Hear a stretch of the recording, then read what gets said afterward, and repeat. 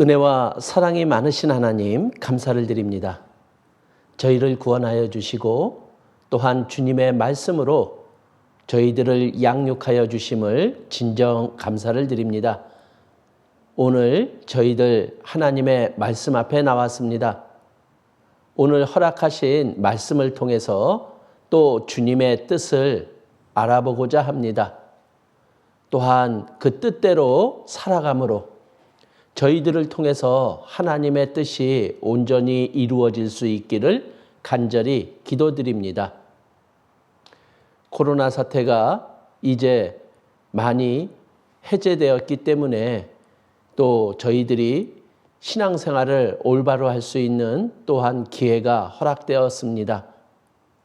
저희들 모이기를 힘쓰라고 하는 하나님의 말씀대로 저희들 또 하나가 되어 또 교회에 함께하는 저희들이 될 수 있도록 도와주시기를 기도드립니다. 오늘 허락하신 시간, 주님께서만 나타나시는 귀한 시간으로 인도해 주시기를 기도드립니다. 저희를 사랑하시는 예수님 이름으로 기도드렸습니다. 아멘. 계속 수요일 날 구원받은 저희들이 서로 해야 될 일에 대해서 계속 알아보고 있습니다. 오늘은 서로 해야 될 일 중에 서로 짐을 지라라고 하는 그 말씀을 가지고 알아보는 시간을 갖고자 합니다. 성경 갈라디아서 6장 1절 말씀 찾겠습니다. 갈라디아서 6장 1절에서 5절까지 말씀입니다.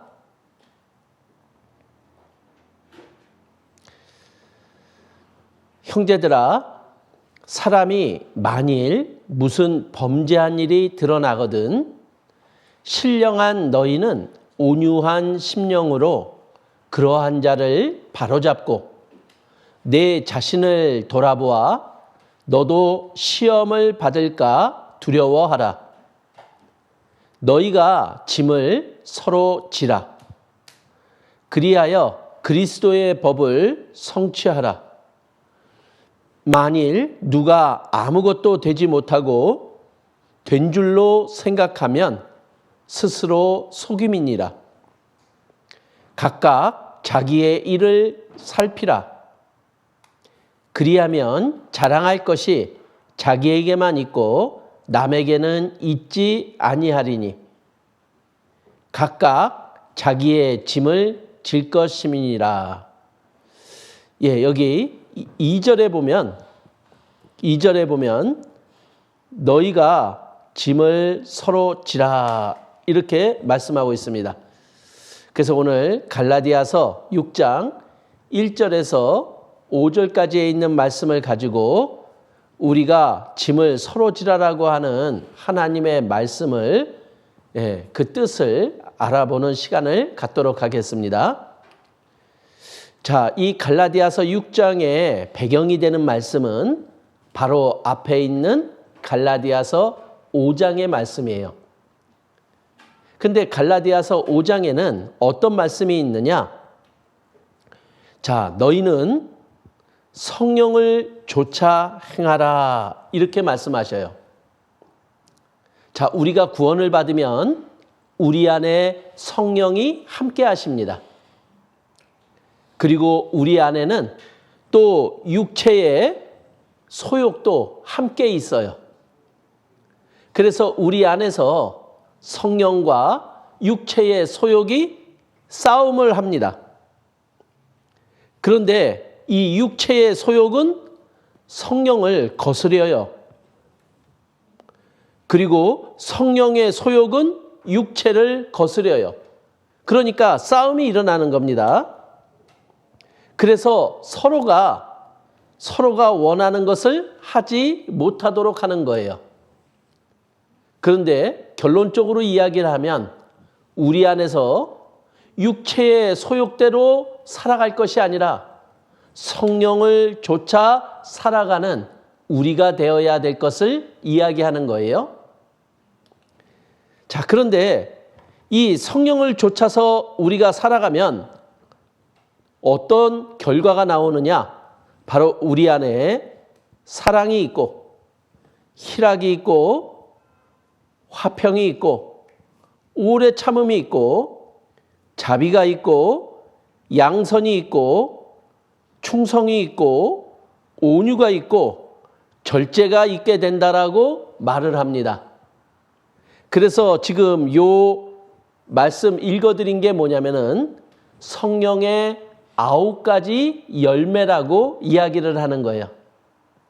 그래서 우리가 성령을 좇아 살으면은 이러한 예수님의 마음을 열매로 맺게 된다, 이렇게 얘기를 하는 거예요. 그런데 우리가 육체의 소욕을 쫓아서 살면은 그 결과는 우리 마음속에 음행, 더러운 것, 우상숭배, 분쟁, 시기, 화를 내는 것, 그리고 투기, 방탕함, 우리 단어마다 다 안 좋은 것들만 나와요. 그래서 하나님은 육체의 소욕을 좇지 말고 성령을 좇아 삶으로 예수님의 마음을 열매로 열게 살아라, 이렇게 얘기를 하는 거예요. 그래서 이렇게 말씀하십니다. 갈라디아서 5장 16절에 내가 이르노니 너희는 성령을 좇아 행하라. 그리하면 육체의 욕심을 이루지 아니하리라. 그래서 우리가 육체의 소욕을 앞세우고 살면 성령의 열매는 맺혀지지 않아요. 그러나 성령을 좇아 살면 육체의 소욕의 결과도 사라집니다. 근데 우리가 육체의 소욕을 좇으며 살아갈 때가 많이 있다는 거예요. 그래서 갈라디아서 6장 1절에 이렇게 얘기를 합니다. 형제들아, 사람이 만일 무슨 범죄한 일이 드러나거든, 이렇게 얘기합니다. 즉 우리가 육체의 소욕대로 살면 그 결과는 범죄한 일이 일어난다, 이 얘기예요. 그래서 이 범죄한 일은 바로 육체의 소욕의 결과를 이야기를 하는 거죠. 그래서 자기도 모르게 유혹에 의해서 저질러진 허물 결과를 이야기를 해요. 그리고 육신을 좇아 삶으로 인해서 결과로 드러난 죄를 이야기를 하는 겁니다. 자, 근데 드러나거든, 이런 말이 뭐냐? 내가 몰랐는데 깨닫게 된 거예요. 아, 내가 죄를 지었구나 하고, 그리고 그 죄를 내가 인정하면서 당황해하는 거예요. 그게 드러난 거죠. 그러니까 내가 죄를 졌구나 하는 것을 인정하는 것을 드러났다라고 이야기를 합니다. 그리고 다른 사람들에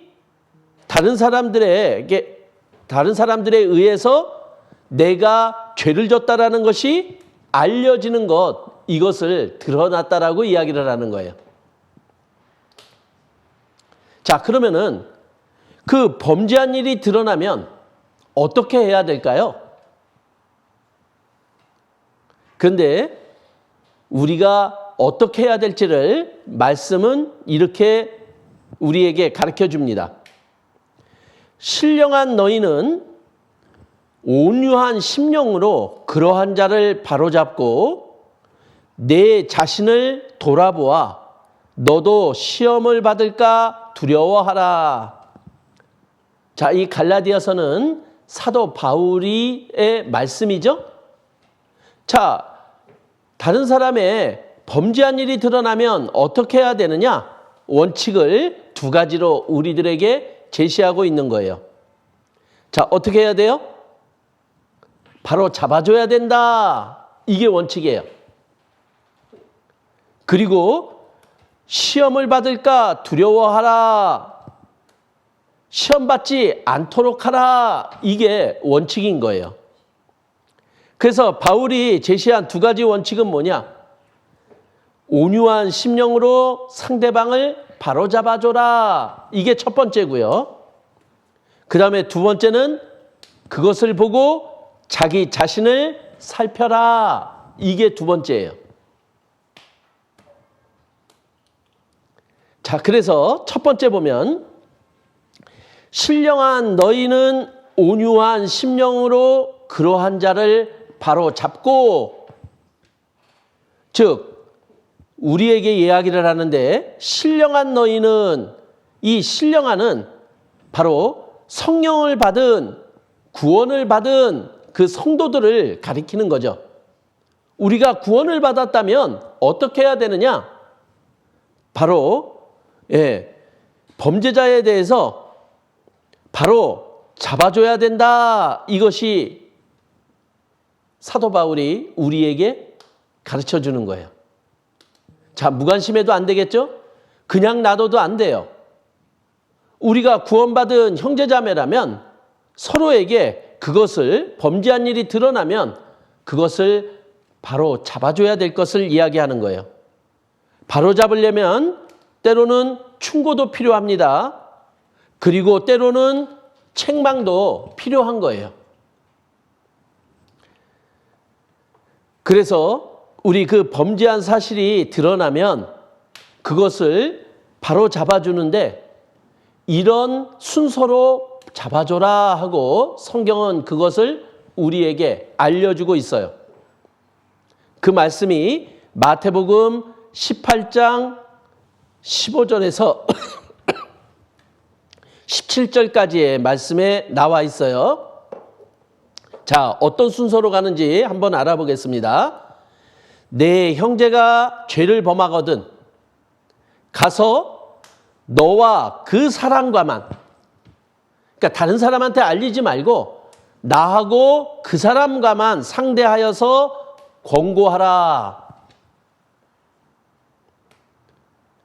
가서 무엇이 잘못됐는지를 알려줘야 되는 거죠. 단 둘이만. 그래서 그 사람이 내 이야기를 들어주면 우리는 형제를 얻게 되는 거예요. 바로 잡아주게 되는 거죠.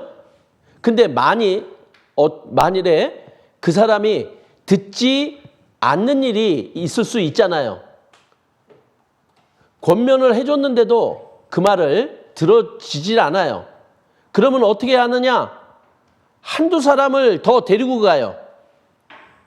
그래서 그들을 증인으로 세워서 또 말을 합니다. 한 번 더 얘기하라는 거예요.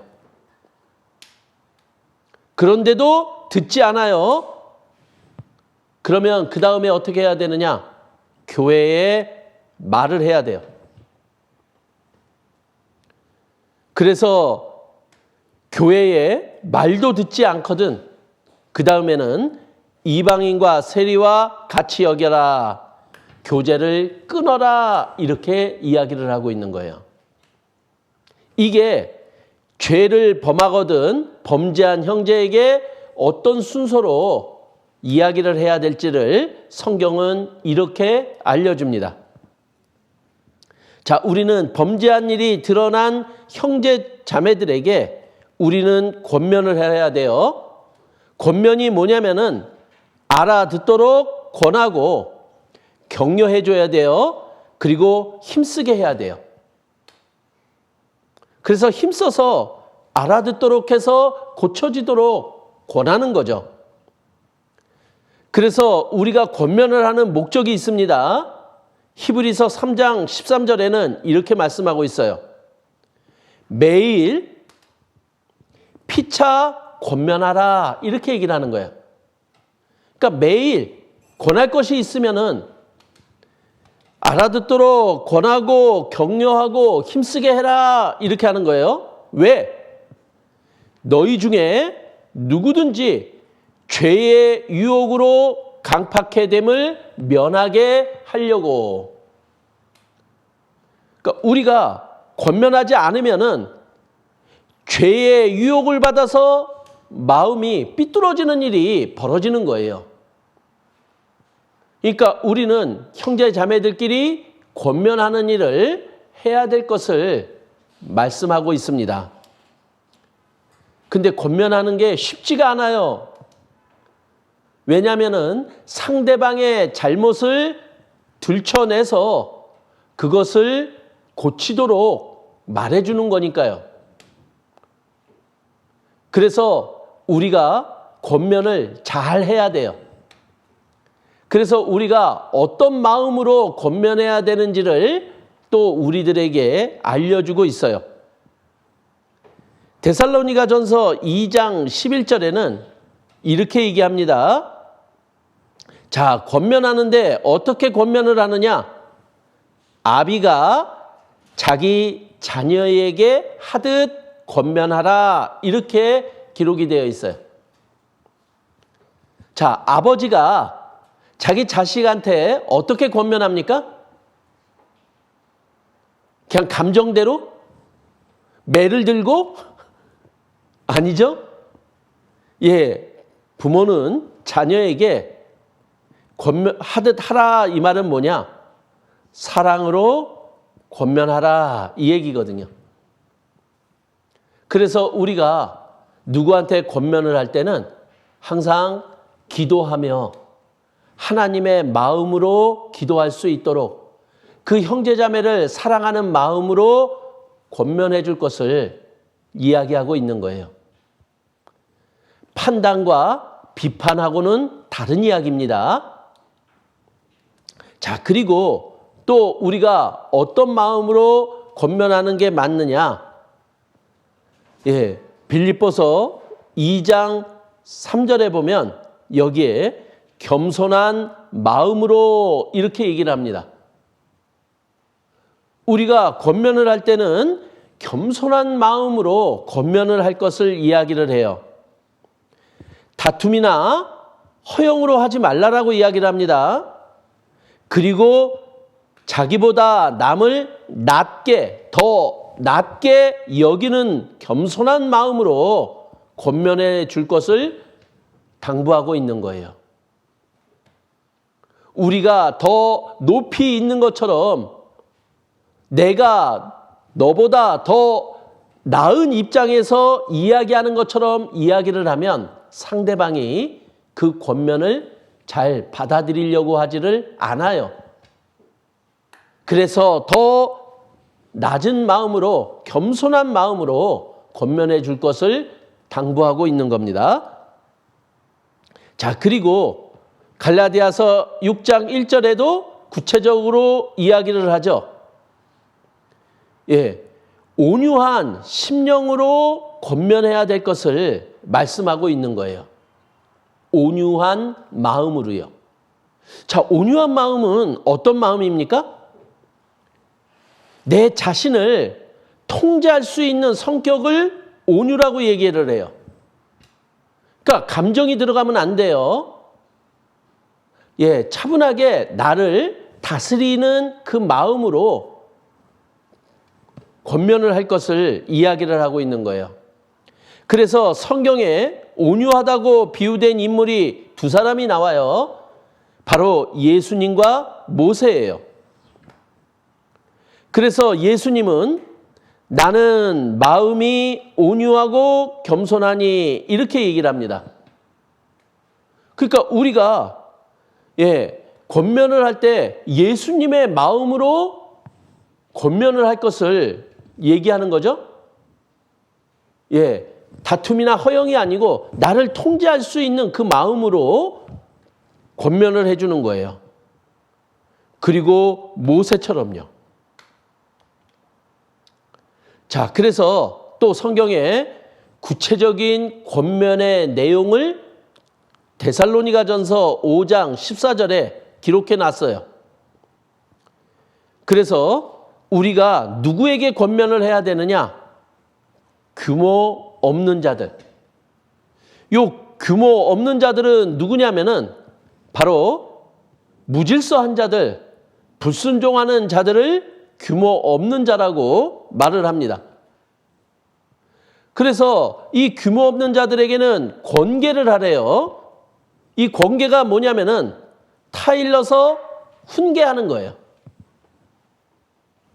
자, 그리고 마음이 약한 자에게 권면할 때는 어떻게 해야 되느냐? 안위해주라 이렇게 얘기를 해요. 안위는 뭐냐면은 몸을 편안하게 하고 마음을 편안하게 위로해 주는 것을 안위라고 이야기를 합니다. 그러니까 꾸짖듯 책망하듯 이렇게 하는 게 아니죠. 마음이 약한 자들은 달래줘야 돼요. 그리고 마음을 편안하게, 몸을 편안하게 만든 상태에서 말을 해줘야 될 것을 우리에게 알려주고 있는 거죠. 자, 그리고 또 힘이 없는 자들에게도 우리가 권면을 해주는데 그들을 붙들어줘야 돼요. 힘이 없는 자들은 자기 혼자 무엇을 할 수가 없어요. 그러니까 우리가 붙들어주고 우리가 함께 해줘야지만 함께 해주는 권면이 되어줘야 된다라는 거예요. 그리고 권면에 대해서는 모든 사람에게 해당되는 것은 오래 참아야 될 것을 말씀하고 있어요. 그러니까 권면을 하는 것은 참아야 돼요. 왜냐하면 우리가 권면을 할 때 나오는 반응과 또 여러 가지 상황들에 대해서 우리가 오래 참아야 될 것을 우리들에게 알려주고 있는 거예요. 자, 그리고 두 번째 원칙은 뭐냐? 내 자신을 돌아보아 너도 시험을 받을까 두려워하라. 자, 범죄한 사람이 드러나면 바로 잡아줘야 되는 게 첫 번째고요. 두 번째는 뭐냐? 자신을 돌아보아 너도 시험을 받을까 두려워하라 이 얘기예요. 즉 너는 시험을 받지 않도록 하라 이 말인 거죠. 시험을 받으면은 어떤 일이 벌어지느냐? 죄를 짓게 되니까 죄를 짓지 않도록 하라 이렇게 얘기를 하는 거예요. 자, 죄를 짓지 않도록 한다는 것은 죄는 하나님의 말씀을 어기는 거니까 하나님의 말씀대로 살아가도록 하라 이 말인 거죠. 하나님의 말씀대로 살아가는 것, 이것을 우리는 성화라고 이야기를 해요. 그래서 요한복음 14장 21절에 보면 이렇게 말씀하죠.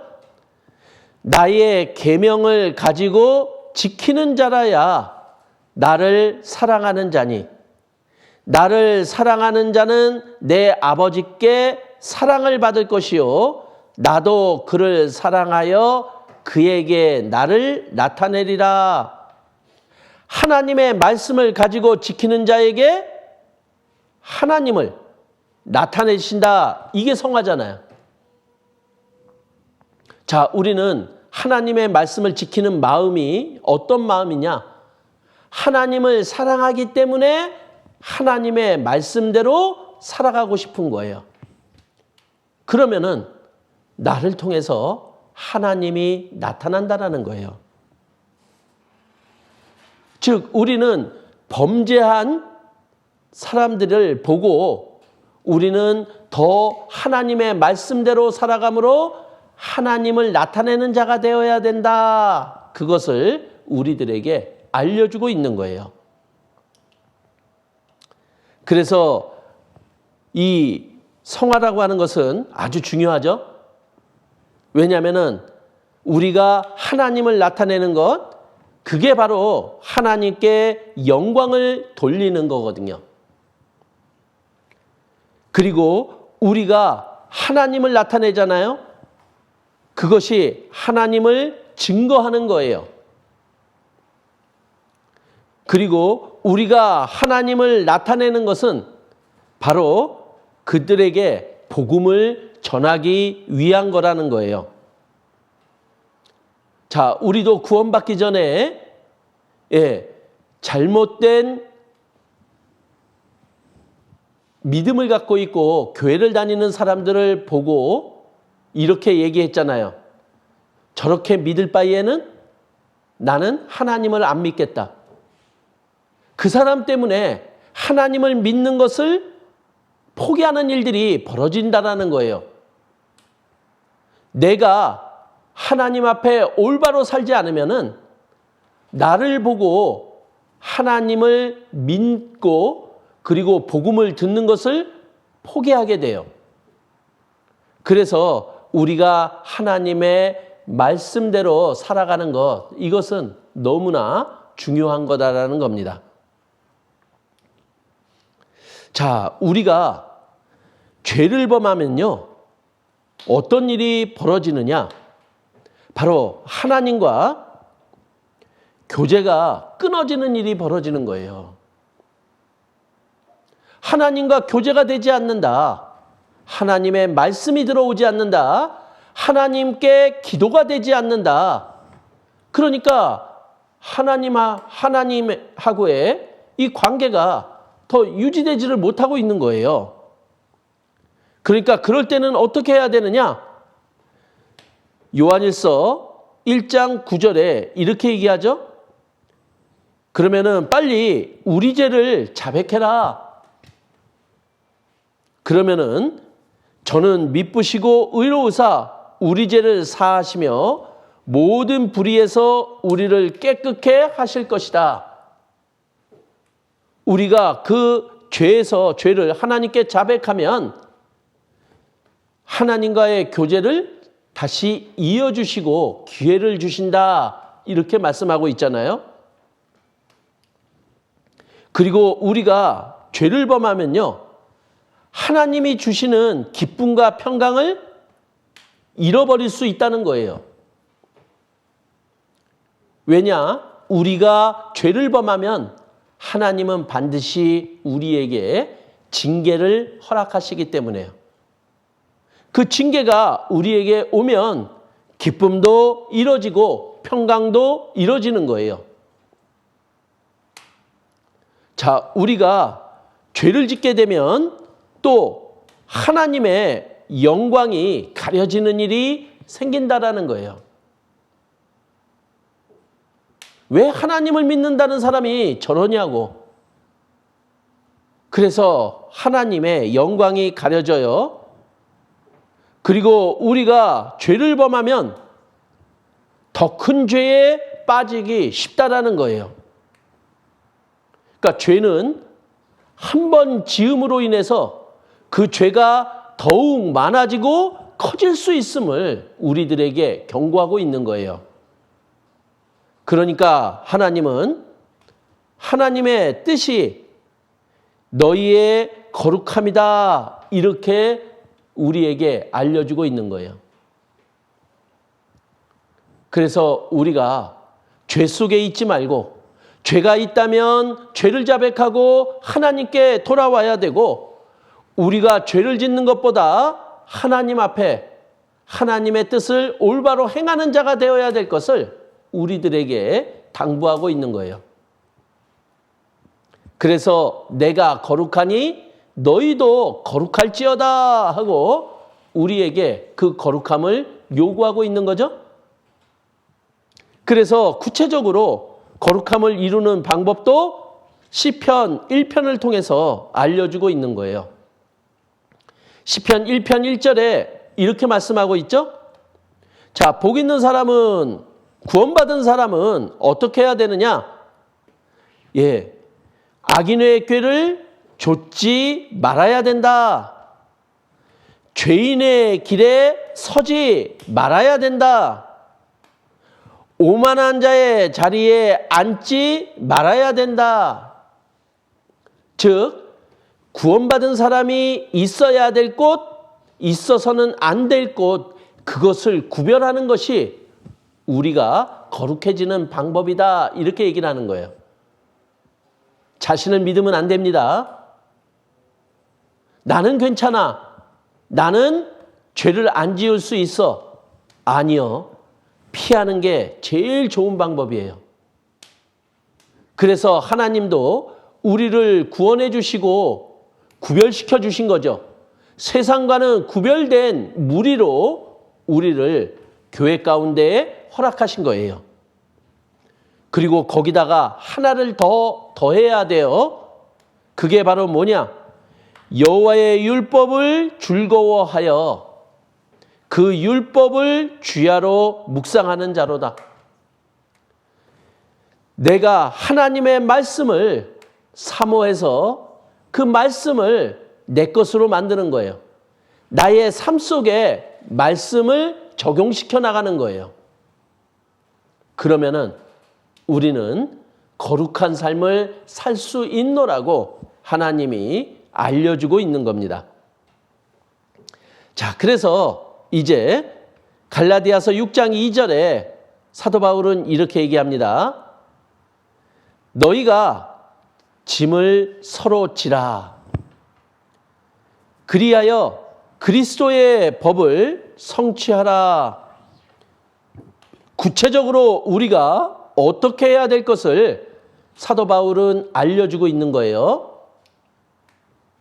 자, 여기서 너희가 짐을 서로 지라 이렇게 얘기하는데 이 짐이 뭡니까 도대체? 여기에서 짐은 한 사람이 짊어지기에 무거운 큰 짐을 이야기하는 거예요. 즉 드러난 죄들 그리고 도덕적인 문제들. 그래서 내가 죄를 지음으로 인해서 내가 그 죄를 감당해야 되는 책임이 있잖아요. 그게 짐인 거예요.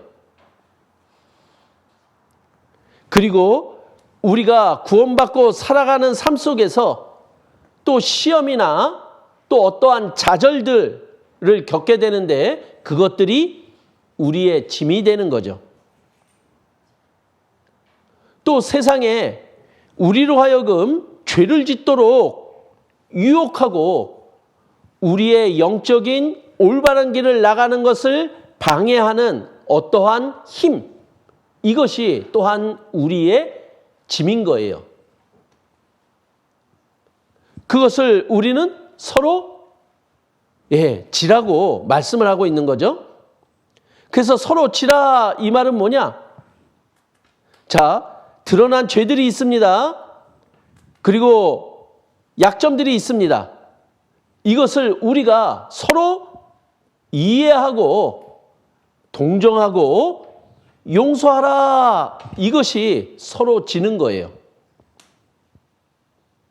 여기서 지라라고 하는 것은 그냥 한순간에 도움이 아니라 계속적으로 도와주는 것을 포함하고 있는 거예요.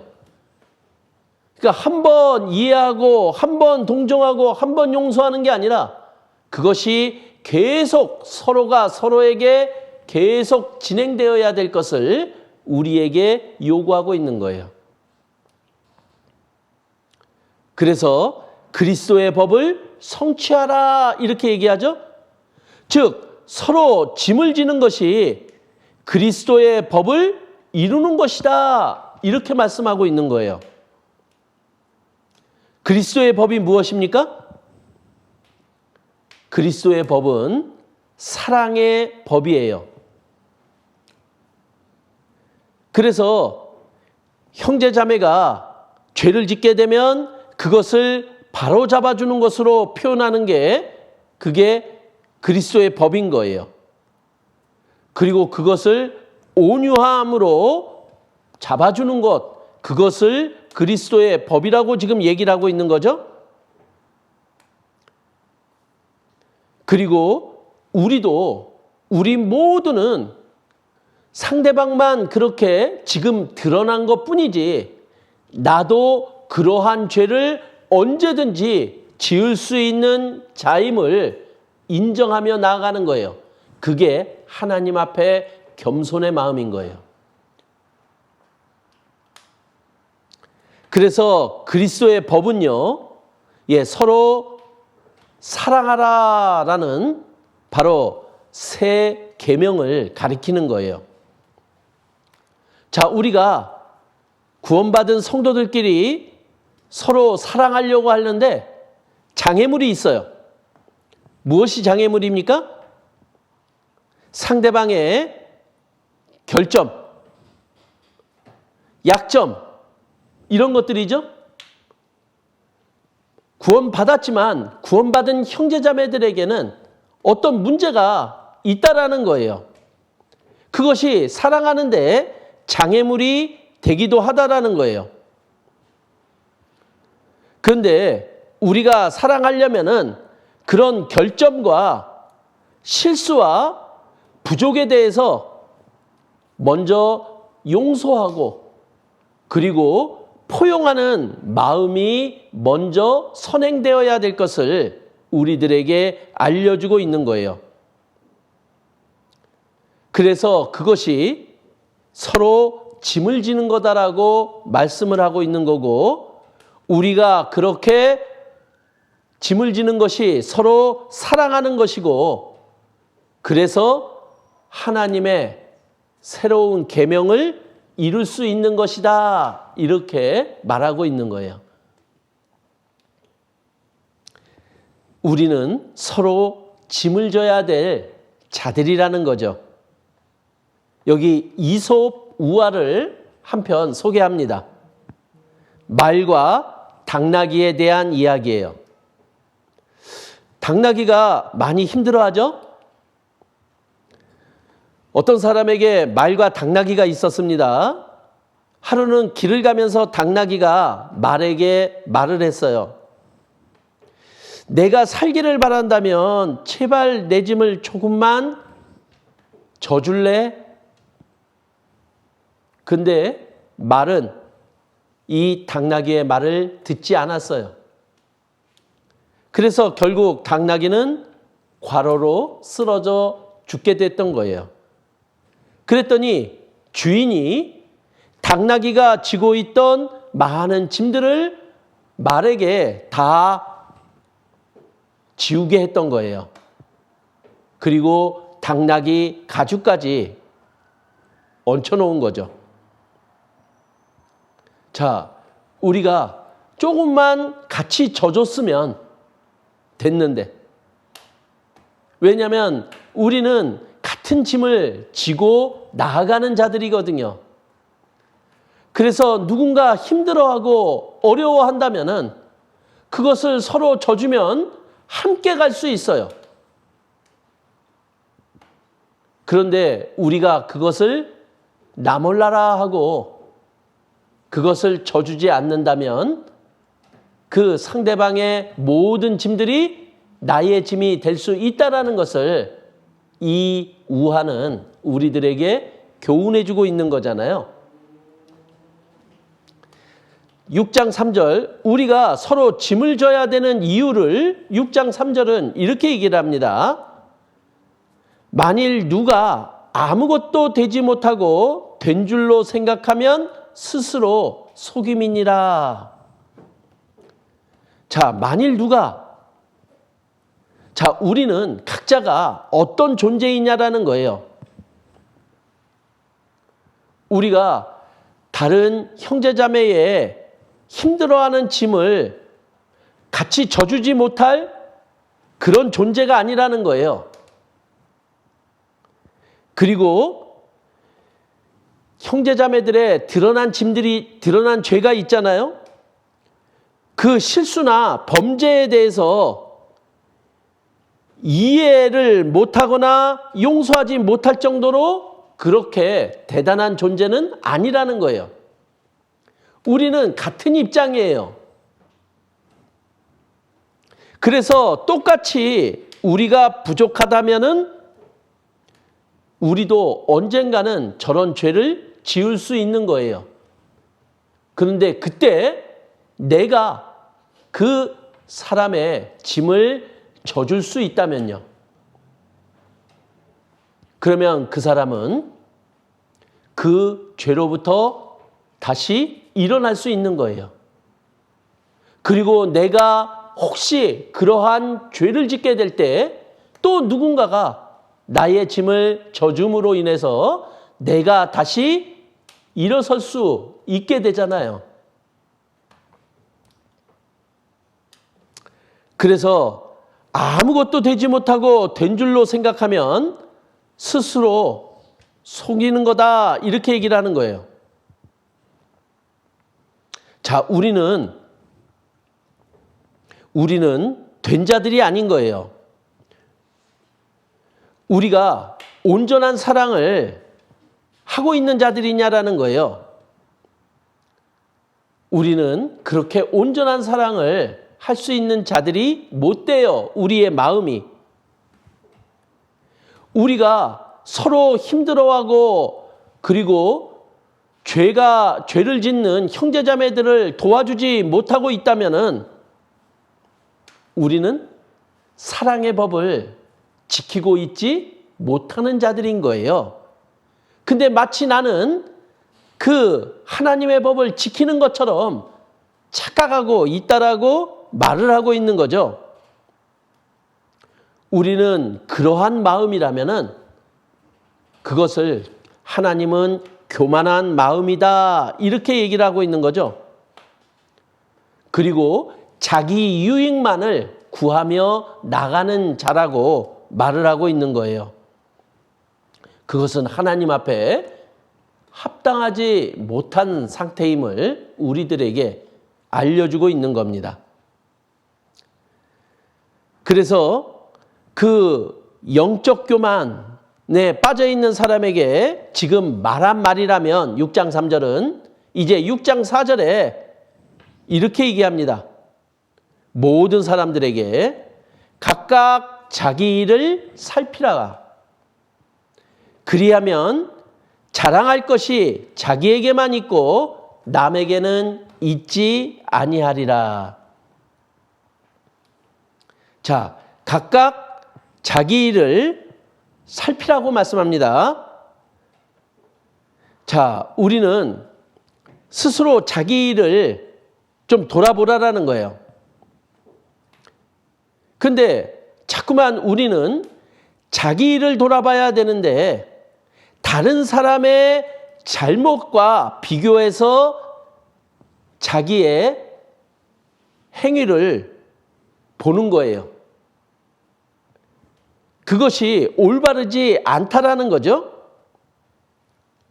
그것이 우리가 다른 사람의 짐을 지어주려고 하는 것보다 그것이 다른 사람의 짐을 더 지우는 일이 된다라고 말을 하고 있는 거예요.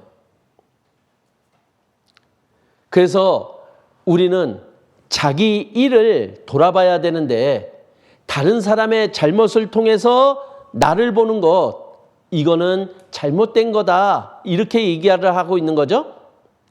그래서 자기 일을 살펴라. 무엇이 옳은 거고 무엇이 틀린 건지 그것을 잘 가려내라. 이렇게 얘기를 하는 거거든요. 그래서 우리가 생각하는 것, 우리가 행동하는 것, 그거를 다른 사람의 모습을 통해서 상대적으로 보지 말고 하나님의 말씀에 비추어서 자기 자신을 올바로 보아라. 이렇게 말씀하고 있는 거예요. 그래서 항상 우리는 기준이 분명합니다.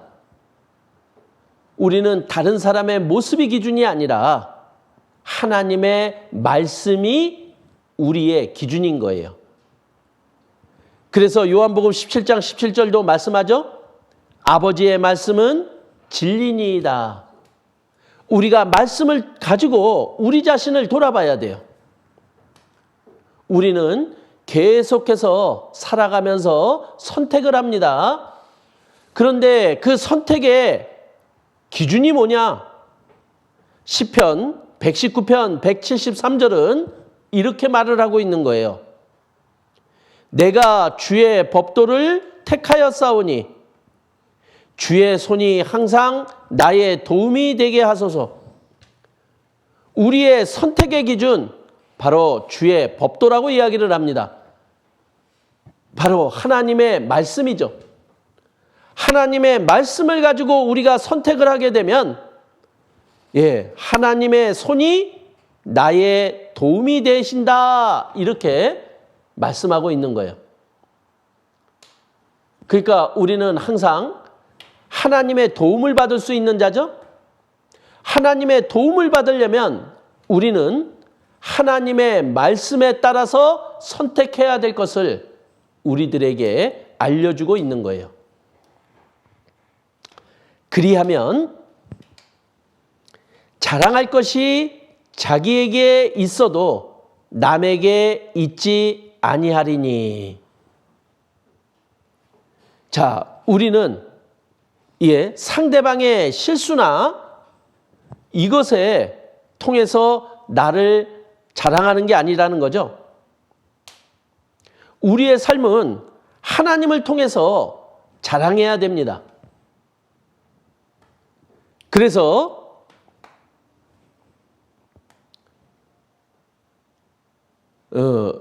우리는 하나님께 영광을 돌려야 될 자들이잖아요. 그래서 자기를 크게 생각하지 말고 자기를 돌아봐야 되는 거예요. 그래서 우리가 항상 부족하고 연약한 존재다. 그래서 하나님의 도움과 하나님의 은혜로 우리는 살아가는 자들이다. 그렇기 때문에 우리는 우리 자신을 자랑할 수 있는 자들이라는 거예요. 그래서 사도 바울도 우리의 자랑이 뭐냐? 우리가 하나님의 은혜로 행하는 것, 이것이 우리의 자랑이다. 이렇게 말씀하고 있는 거예요. 그리고 사도 바울은 우리 안에서 행하시는 이가 하나님이시다. 그러니까 우리는 우리를 자랑해야 되는 거죠. 그래서 갈라디아서 6장 5절에 이렇게 얘기합니다. 각각 자기의 짐을 지어라. 이렇게요. 자, 여기의 짐은 앞에 서로 나눠야 될 짐과는 다른 단어를 사용하고 있어요. 즉, 앞에 서로 나눠야 될 짐은 혼자 감당할 수 없는 그러한 힘든 짐을 이야기를 하는 거고, 여기에서 각각 지어야 될 요 짐은 혼자 지을 수 있는 자기에게 맡겨진 짐을 이야기를 하는 거예요.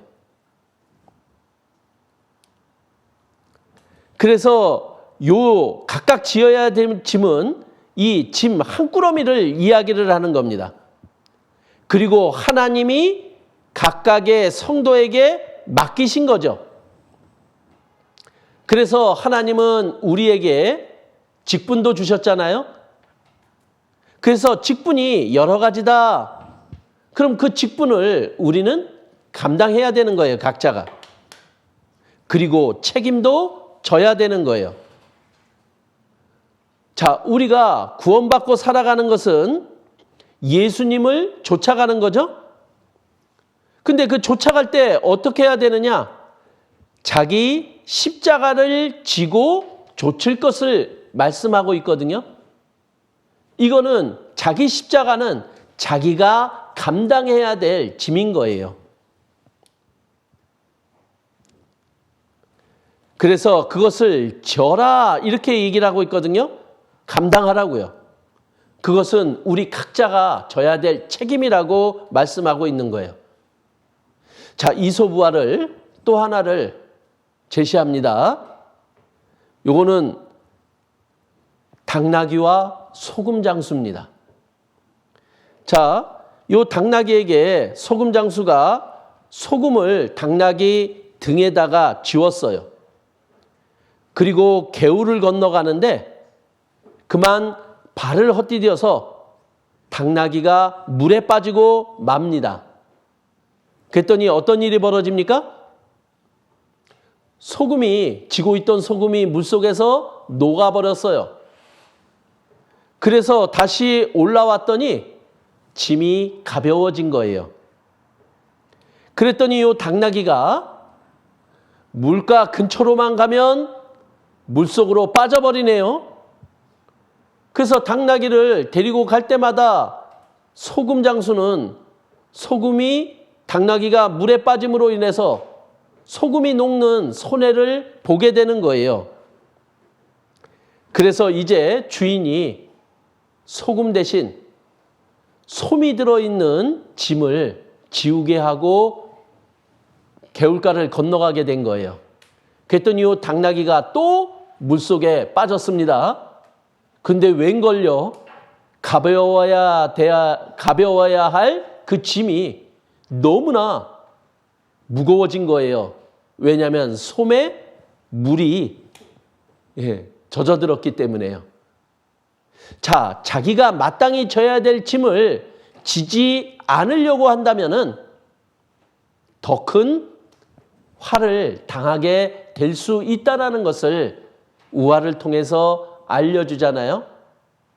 하나님은 우리가 감당할 만한 것을 허락하세요. 그리고 그 감당할 짐을 통해서 하나님의 뜻을 더욱 알게 하고 하나님 앞에 더욱 합당한 마음을 허락해 가시는 거잖아요. 근데 그것마저 우리가 지으려고 하지 않는다면 아마 이솝우화의 그 당나귀와 같은 꼴이 될 수 있음을 우리들에게 알려주고 있는 거죠. 자, 우리 범죄한 자가 드러나거든, 범죄한 일이 드러나거든 어떻게 우리 성도들이 해야 되는지 그것을 지금 갈라디아서 6장 1절에서 5절 말씀을 통해서 우리들에게 알려주고 있습니다. 우리는 온유한 심령으로 바로 잡아줘야 될 것을 말씀하고 있죠. 그리고 우리는 우리가 시험을 받지 않도록 죄를 짓지 않도록 자기 자신을 돌아봐야 한다는 거예요. 하나님의 말씀대로 살아가면서 더욱더 하나님을 나타내는 자가 되어야 될 것을 말하고 있는 거죠. 그래서 우리는 서로가 짐을 서로 져줘라 이렇게 얘기를 하는 거죠. 상대방의 연약한 부분, 부족한 부분에 대해서 우리가 포용해주고 긍휼히 여겨주고 용서하는 마음을 가져야 될 것을 말하고 있는 거예요. 그것이 우리가 서로 짐을 져주는 거다라고 말씀하고 있는 거예요. 그래서 우리는 우리 자신도 죄를 지으면 안 되겠죠?